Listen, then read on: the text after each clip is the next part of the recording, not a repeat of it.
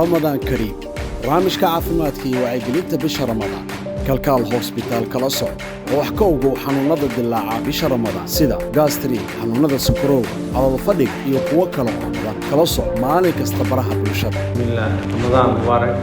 maanta waxaan ka hadlaynaa dhiigkarka iyo saameynta uu ku leeyahay Ramadaanka waxa uu ka mid yahay waxyaabaha yareeyo dhiigkarka inuu sare u kaco markaan ka hadlayno dhiigkarka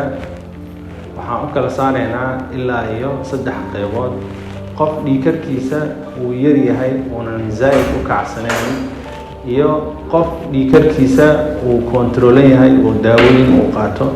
iyo qof dhiigkarkiisa uu yahay xaalad degdeg ah Ramadaanka markii laga hadlayo qofka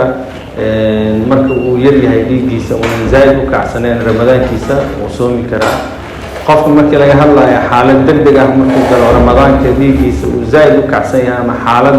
oo degdeg ah uu galo ama crisis hypertensive crisis uu galo markaas waxa uu qasbanaanaa qofka inuusan soomin haddii uu sooman yahayna inuu soonka iska afo waxyaabaha ugu muhiimsan marka lagu guda jiro bisha barakeysan ee Ramadaan waxa ugu muhiimsan qofka inuu iska ilaaliyo raashinka cusbada ee ku badan tahay waxa kale oo muhiim ah inuu ayadana macnaha waxa la dhahay uu sameeyo jimicsi waxa kale oo muhiim ah inuu qofkaas mar walba macnaha waxa la dhahay daawooyinka uu qaadanayo si joogto ah uu qaato waxa marka muhiimadda ay noqonaysaa maadaama bisha barakeysan ee Ramadaan maalintii aan waxba la cunayn waxa dhici karto qofka inuu isticmaali jiray daawooyinka dhiigkarka ah ama inuu qaadan jiray hal waqti ama inuu qaadan jiray 2 waqti bishaan barakeysan ee Ramadaan qofka daawooyinkiisa waxay u soo wareegsan doonaan bacda al-afur inuu qaato haddii uu hal waqti qaadan jiray haddii uu qaadan jiray 2 waqtina waxa ayadana muhiim noqonaysa inuu qaato daawooyinkiisa